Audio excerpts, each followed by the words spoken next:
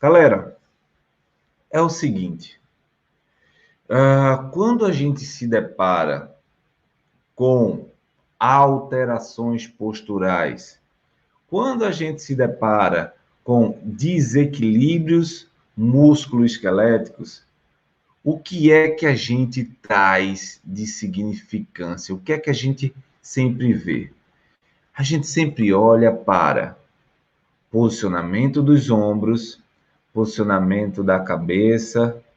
Muitas vezes, se a pessoa tiver com roupa, a gente não vai olhar muito para o tronco, né?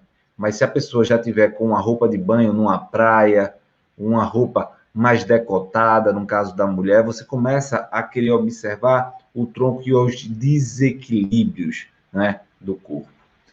E esses desequilíbrios do corpo nos chamam a atenção, porque isso termina deixando mais nítida a nossa assimetria. O quanto nós somos assimétricos, como nós mantemos um desequilíbrio. Porém, para começar, eu quero que você entenda. Uma má postura não quer dizer literalmente que você vai sofrer de dores. Literalmente que você vai morrer de dores.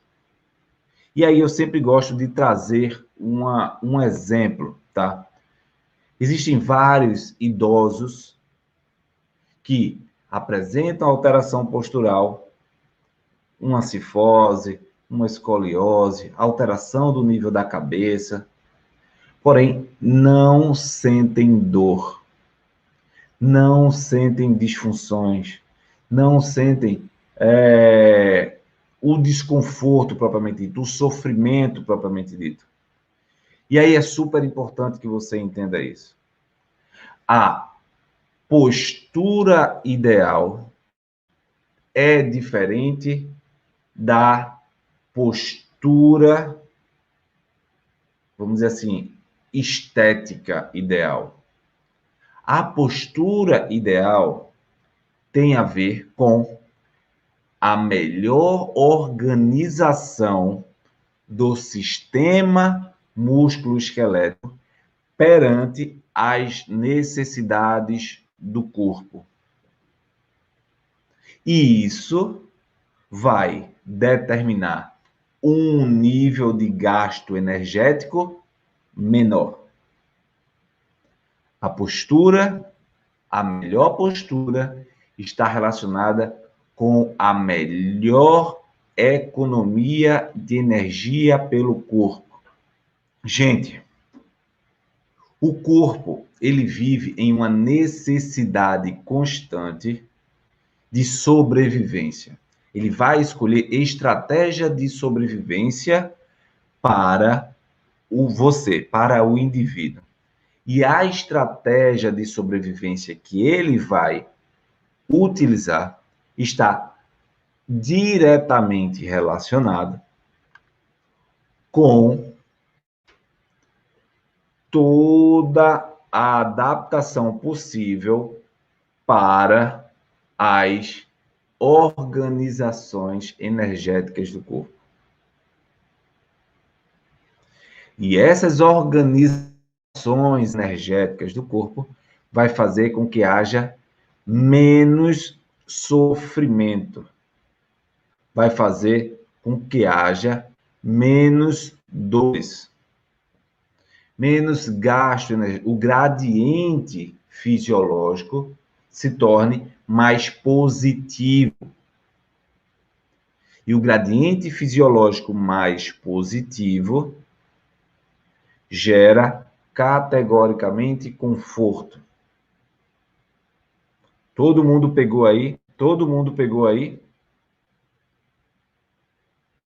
A postura, a estética ideal é aquilo que a gente chama de ombros nivelados, cabeças retas. Aquilo que você olha e diz, olha só, que postura bonita, que pessoa elegante. Mas muitas vezes essa postura reta, visualmente, esteticamente adequada, vem a custas de sofrimento fisiológico muito intenso. E quando a gente não entende isso, a gente fica pautado, orientado, guiando a nossa terapêutica para corrigir uma postura. E atenção, você não precisa focar no reequilíbrio da postura. Você precisa avaliar a postura em relação à função do corpo. A função do corpo determina se a postura ela é ideal ou não. Que a postura vai ser aquilo que deixa o corpo com menor sobrecarga. E se está dúbio para você, peço que você faça essa conexão. Veja quantas pessoas não são simetricamente organizadas, mas são saudáveis, não reclamam de dores, não se queixam. Partindo desse entendimento, a chave muda. A chave muda.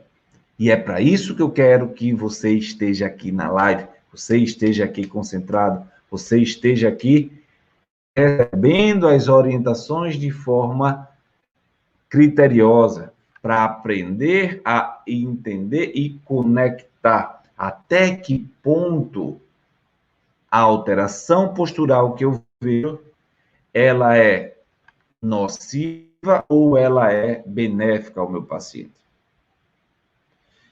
Uma coisa,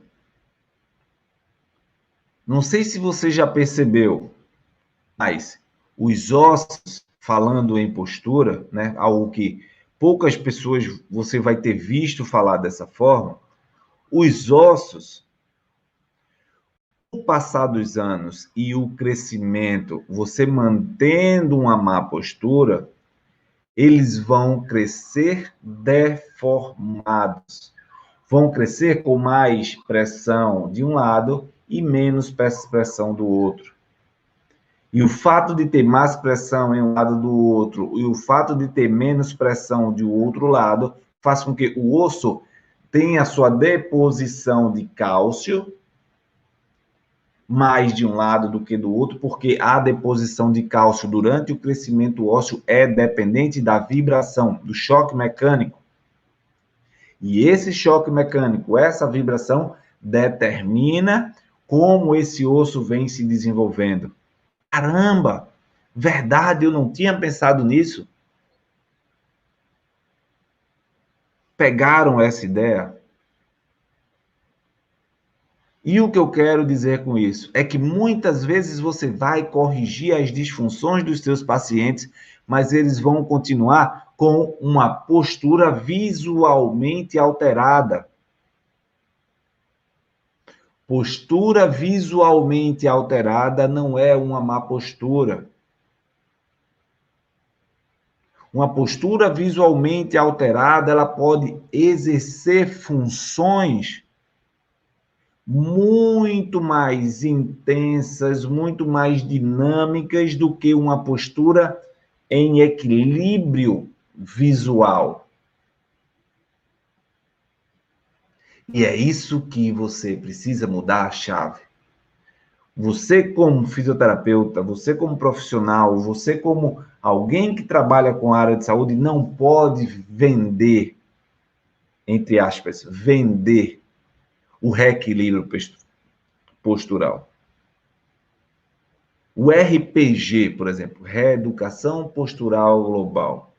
Reeducação. Melhorar a postura. Porém, focando na estética, no nivelamento. E deveria ser uma recuperação funcional, uma reeducação funcional global. Entende onde eu quero chegar com isso? E a gente vai entrar na ATM. É preciso ter essa introdução para entrar na ATM. É preciso ter essa introdução para você entender como a ATM vai sofrer ou vai fazer o corpo sofrer devido à má postura. Agora, uma postura esteticamente inadequada, ela é mais fácil de gerar dor se não houver uma manutenção das suas funções, porque entra em disfunção muito fácil. Entenda. Tem momentos que buscar a postura ideal não vai fazer isso acontecer, porque o corpo já está em desequilíbrio até estrutural. A estrutura óssea não está boa. Já cresceu com as deformações. E essa deformação vai fazer total diferença mais na frente, porque ela vai alimentar um padrão disfuncional que pode gerar dor. E por isso que os exercícios multidirecionais muito utilizados no Pilates, por exemplo, é extremamente indicado. É por isso que, às vezes, atenção a galera aí que já é meu aluno, atenção a galera aí que vem conseguindo os resultados 100% em um atendimento. Vários já disseram para mim, já divulgaram aqui, já falaram.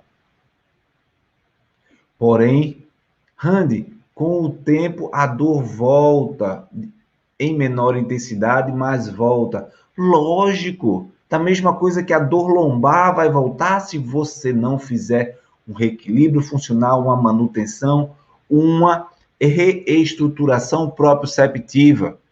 E se falando do sistema estomatognático, o trabalho do dentista, o trabalho do ortopedista, ortopedia funcional, para gerar estímulos proprioceptivos com as pistas, com as estruturas ortodônticas, é extremamente importante para melhorar os contatos de aferências também durante a oclusão.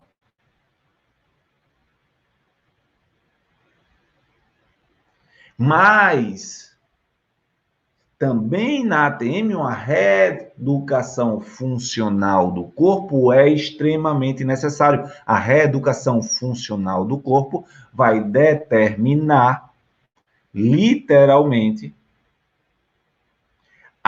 o prolongamento do reequilíbrio, o prolongamento da ausência do sintoma, o prolongamento da função corporal. O grande detalhe é que a maioria dos pacientes não recebem a explicação correta de como o seu corpo funciona. Por isso você precisa ter acesso não só como tratar, mas em saber o que acontece, o que está rolando com o paciente. E explicar a ele o passo a passo das instalações posturais e que, dentro da porcentagem de reequilíbrio, de tratamento do corpo, existe o 50% que é do terapeuta, existe o 50% que é do paciente. E você tem que estar comprometido 100%, 150% com a sua responsabilidade. Mas o paciente tem que ser alertado. O paciente precisa ser alertado da melhor forma possível para assumir o seu compromisso. Caso contrário, ele vai vir sempre apagar fogo. E você, competente, vai conseguir apagar o fogo, que é tirar aquela dor, enquanto o corpo responder.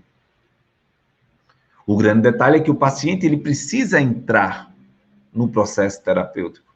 E é função sua explicar isso. Veja onde a gente está tocando.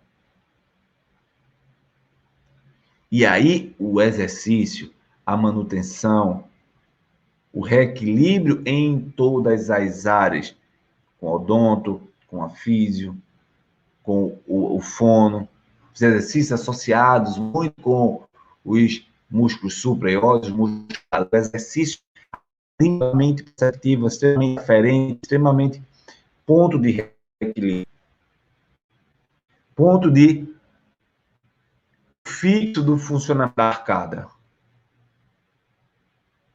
E dessa forma, conseguir explicar, determinar ao paciente o que está acontecendo para o paciente ser participativo no processo.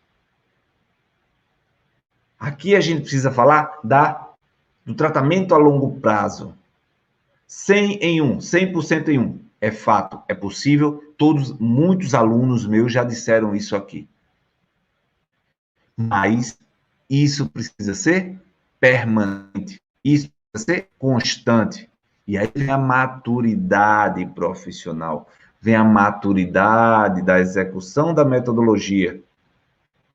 É a instalação de uma reeducação funcional desse paciente.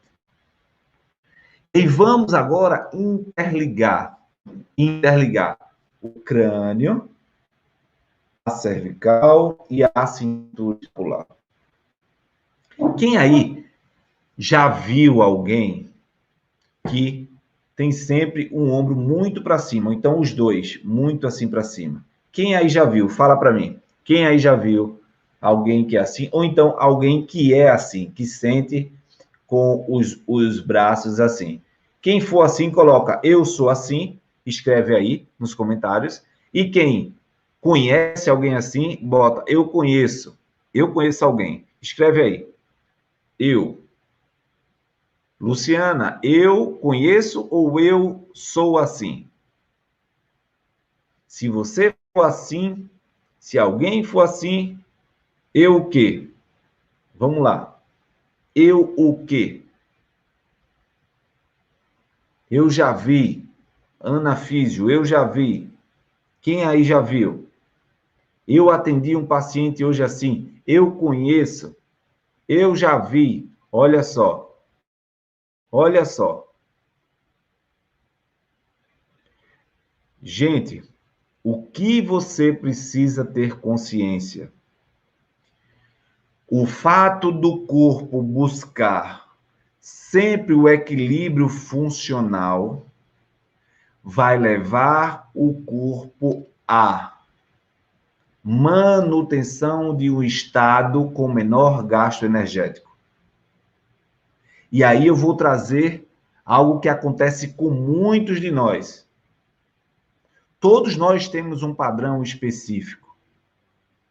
Todos nós assumimos uma necessidade específica, principalmente no final do dia, quando estamos cansados. Tem pessoas que assumem essa postura de enrolamento e vai para frente. Tem pessoas que assumem essa postura de se inclinar, de segurar a cabeça, de colocar a cabeça sempre para o lado. Tem pessoas que assumem a postura assim, de manter o braço apoiado, levando o ombro sempre para cima. Isso nos diz respeito a o fator principal de manutenção da funcionalidade dentro de um gasto energético mais baixo possível. O corpo ele vai alcançar um gasto energético mais baixo justamente adaptando essas funções. E o fato de você, no final do dia, enrolar o corpo, o fato de você se inclinar para o lado, o fato de você sempre ter um padrão quando está sentado, quando está equilibrado, nos coloca frente a frente com o corpo dizendo: esse movimento é o que gera maior conforto para mim. E se você tem um paciente que o ombro dele está sempre elevado em direção ao crânio, atenção, existe disfunção do crânio tensionando esse ombro em superioridade. Repito, se o paciente tem demasiadamente a postura do ombro para cima, e aí pode ser para cima e para frente, em direção à mandíbula, para cima, para trás. Existe um padrão de tensão que direciona esse desequilíbrio do corpo para trás. E isso vai fazer total diferença diante da sua proposta terapêutica e diante do que o paciente vai sentir de melhora. Todos entenderam, todos pegaram, peguei. Coloca aí, peguei, captei a mensagem, captei meu magnífico mestre. Pegaram isso, pegaram essa sacada. Essa sacada é super importante, porque faz com que você, ao olhar para o paciente, você já saiba o ponto que possivelmente seja de desequilíbrio dele. Se você tem um paciente que ele está sempre se inclinando para um lado, e isso, olha só, e isso nos traz uma prega cutânea maior, uma prega cutânea maior de um lado, isso nos traz uma atenção específica mais para um lado. Uma convergência maior para um lado. Isso aqui, ó, uma convergência maior para o lado. E aí, você vai direto ao ponto. Vai logo avaliar isso. Vai logo gerar dinâmica para tirar a atenção e fazer com que essa atenção faça com esse ombro baixo, com a postura melhore. E aí o ritmo do tratamento evolui, flui. E aí nós temos algumas conexões, crânio, ombro, para justificar isso, para trazer o corpo em convergência. A primeira delas, o esternocleido occipitomastoideo. Olha ele aqui. Olha ele aqui. Olha. Está aqui. O esternocleido occipitomastoideo, ele, com a sua atenção, traz você inclinação homolateral e rotação oposta. Inclinação homolateral e rotação oposta. Essa tensão desse esternocleido me leva a inclinação homolateral e rotação oposta. E ele conecta diretamente a porção externo-clavicular à região de processo mastoide. E o processo mastoide faz parte do osso temporal. Faz parte, como eu falei ontem, bem próximo da inserção dos supraioides, que vai para o osso ióide e que segue para a mandíbula, gerando uma organização funcional no movimento de abertura e fechamento. E aí, ó, essa alteração pode ser corrigida desde aqui ou desde lá de cima. O esternocleido, o ECOM. Segundo ponto muito importante nesse processo. Principalmente quando você vai atender pessoas com histórias de traumas, com história de pancadas, com história de queda e bater a região posterior da cabeça, bater atrás. Esse trauma, esse movimento de chicote leva ao encarceramento do occipital, fazendo isso, ó. Isso. E que muitas vezes esse movimento é mais de um lado do que do outro, levando o occipital para frente. Então, presta atenção agora. Presta atenção, quem está gostando aí, vai, coloca, aperta o coraçãozinho, a galera do YouTube, Facebook, coraçãozinho, joinha, comenta aí. Quem está gostando aí, bota aí, comenta aí. Tô gostando, top, tô gostando, top, bota aí. Presta atenção. Quando o occipital ele está aqui olhando para você, devido a uma, ele adentra mais de um lado, ele adentra mais de um lado. Essa entrada do occipital mais para a região nucal não faz uma rotação do Atlas. O Atlas, a primeira vértebra que recebe o crânio, ela não se adapta em rotação. Quando o occipital vai para frente, o Atlas faz, sabe o quê? Ele, ó, desliza lateralmente.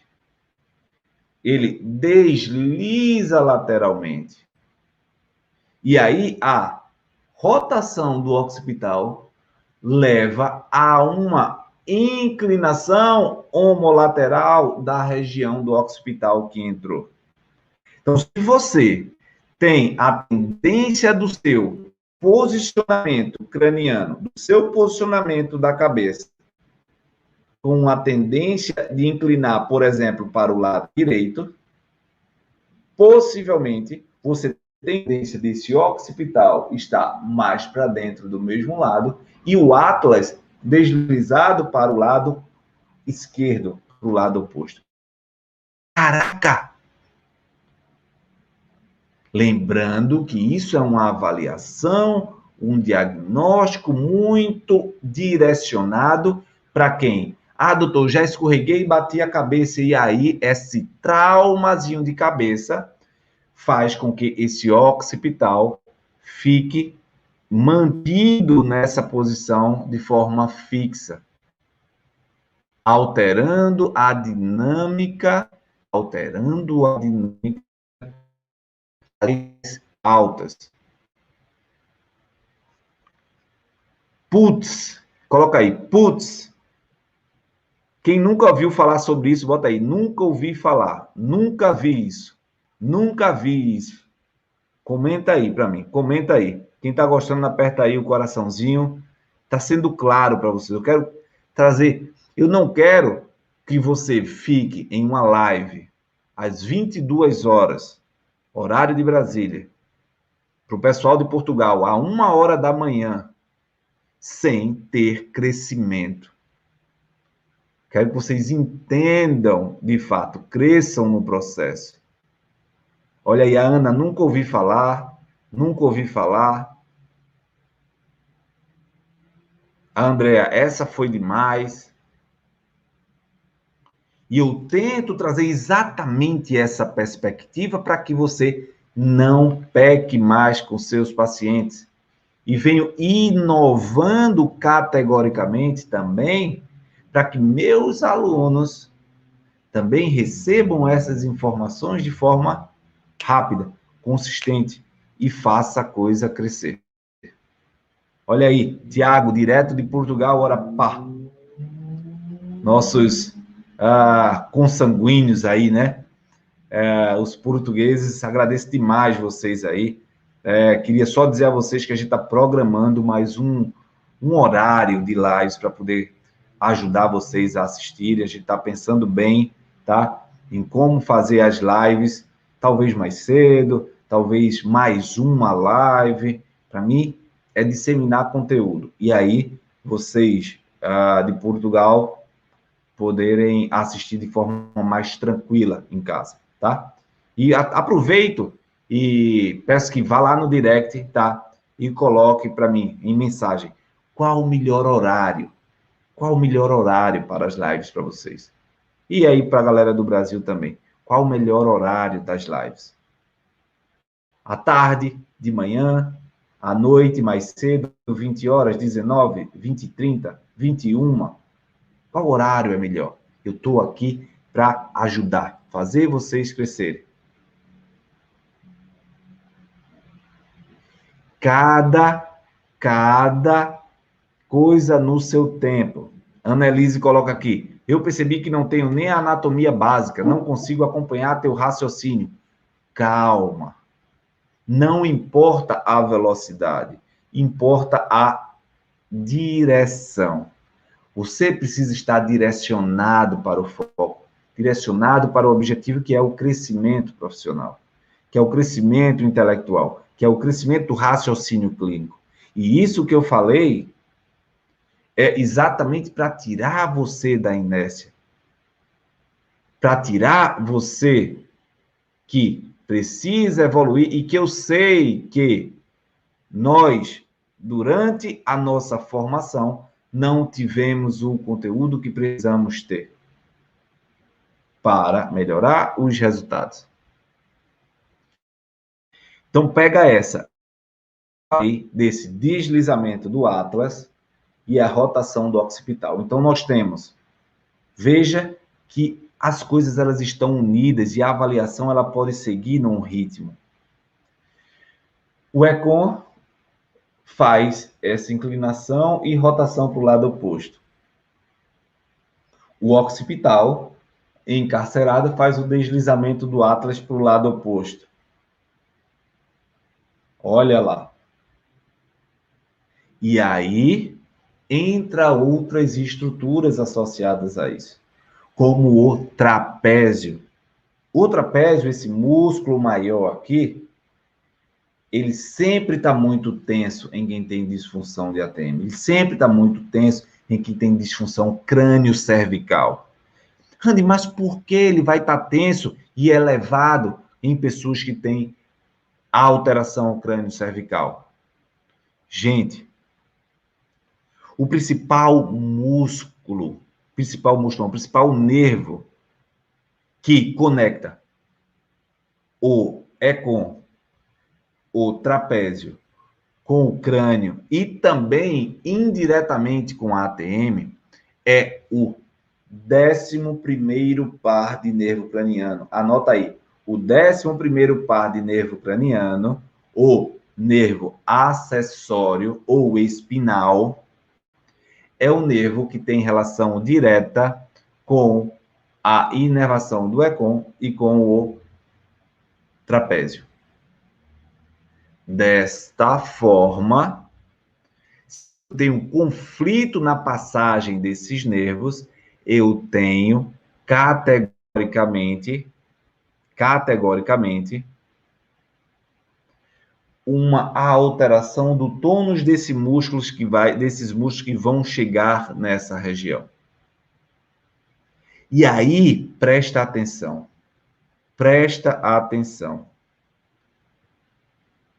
Pega esse raciocínio e repassa depois. Só não deixa de acompanhar. Olha meu alerta e o alerta da Thaís. Pega o raciocínio e repassa a anatomia depois. Só não deixa de acompanhar. Quando você tem o temporal que se articula com o occipital posteriormente, entre eles dois tem um forame. E o nome do forame é o forame jugular. Preste atenção. Do forame jugular, nós temos 3 nervos. O nervo acessório, que eu acabei de falar, o nervo glossofaríngeo, que eu acabei de falar, e o nervo vago. O nervo vago, acessório e glossofaríngeo, eles passam por essa região entre o temporal e o occipital. E quem está diretamente na ATM? O osso temporal. Ou seja, se você tem dentro das suas disfunções alterações do osso temporal, você pode gerar comprometimento nessa passagem do nervo craniano que vai inervar o trapézio, fazendo com que esse tônus esteja elevado e muita tensão nessa região. E olha agora o que eu vou falar. Para tudo agora. Para de anotar. Quem está anotando, para de anotar. Algumas tensões, que não quase todas, têm muita relação com outro ponto à distância. Atenção. Muitas tensões a nível torácica que nos tensionam e anteriorizam a cervical, deixam em disfunção estrutural, crânio e a cintura escapular. Porém, além da queixa associada à mecânica, presta atenção, tem a queixa associada com fatores neurofisiológicos, as famosas dores referidas. Pega o raciocínio para depois ver a anatomia. O raciocínio é o seguinte: pulmão e diafragma possuem inervações reflexas para os ombros. E quando essas estruturas estão em sofrimento, dores referidas nos ombros, dores difusas, onde você não consegue pegar apenas peso, pode ter relação tanto mecânica, alteração postural, como por alteração do diafragma e alteração também do pulmão. E por isso que, dentro do nosso treinamento, a gente passa técnicas de liberação torácica, de liberação dessa estrutura, para melhorar o ambiente tóraco-cervical, cérvico-torácico, porque determina a qualidade do sintoma do paciente. E aqui, ó, uma pergunta que eu peguei aqui do Zé Pedro, de Portugal. Vou prestigiar o Zé Pedro, que está aí 1h20 da manhã em Portugal assistindo aula. Eu não posso deixá-lo sem resposta. E no caso do paciente com anteriorização da cabeça, olha a anteriorização, vê a biomecânica, vou ficar de lado para ajudar a biomecânica. Paciente com anteriorização à cabeça, ombros enrolados e cabeça para frente. O que é que eu tenho? Primeiro, tensão em tendão central, tensão em cadeia miotensiva, que vai comprometer supraioides, infraioides, que vai comprometer o funcionamento cervical, porém, o detalhe está aí. Presta atenção agora. Você, como ser humano, não vai viver olhando para o chão, respeitando a biomecânica cifótica de anteriorização. Você vai requerer contração a nível cervical, que vai trazer isso para cá, para levar seu olhar para o horizonte. E aí, a tentativa de restaurar essa postura leva a um conflito biomecânico. E esse conflito biomecânico leva vetor de força anterior com vetor de força posterior, aumento da compressão. E aumento da compressão, sofrimento articular, sofrimento do disco intervertebral, sofrimento facetário entre as vértebras cervicais e aumento de dor. Caraca! Putz!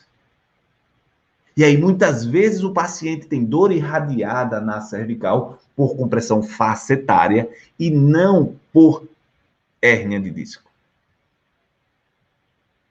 Por isso é importante você entender como as coisas funcionam, como elas estão alinhadas. Alinhadas. Como elas precisam ter o olhar fisiológico e biomecânico associada a essas alterações. Gente, muitas vezes a gente tem um trabalho, né, com um paciente E a gente leva isso só do ponto de vista mecânico. Entendam, as disfunções do corpo estão longe de serem mecânicas. A não ser que, olha a observação, que exista um trauma específico e que exista a alteração estrutural, como eu falei no início dessa aula, dessa live. Caso você tenha o paciente que evolua, aos poucos,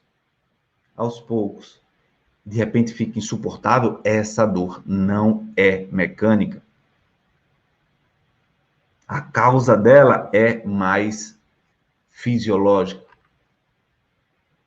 E entenda, falando em disfunção da TM, falando em postura, existe uma tendência de acomodação para a economia de energia, para melhorar a neurofisiologia, para o corpo sofrer menos.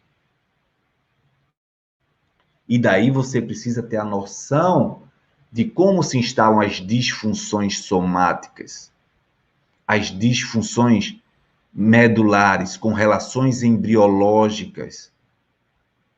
Vocês conhecem a dor do infarto, que a pessoa está infartando e sente dor no braço esquerdo? São dores de cunho embriológico, são dores de cunho de dores referidas. São dores que apresentam dentro do comportamento do corpo e que fazem com que o paciente ache que ali está um sofrimento. Não. Ali há um local gritando. Eu vou dar um exemplo. Faça de conta que você tem um alarme contra fogo, tá? E esse alarme tem uma luz vermelha na porta da sua casa. A luz vermelha é a dor gritando. Mas o fogo não está na luz vermelha. A alteração postural é a luz vermelha. Mas a alteração postural não é o problema.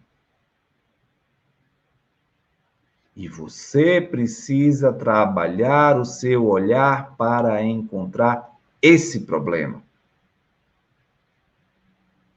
E aí a postura se reequilibra gradativamente com as estratégias de reeducação funcional.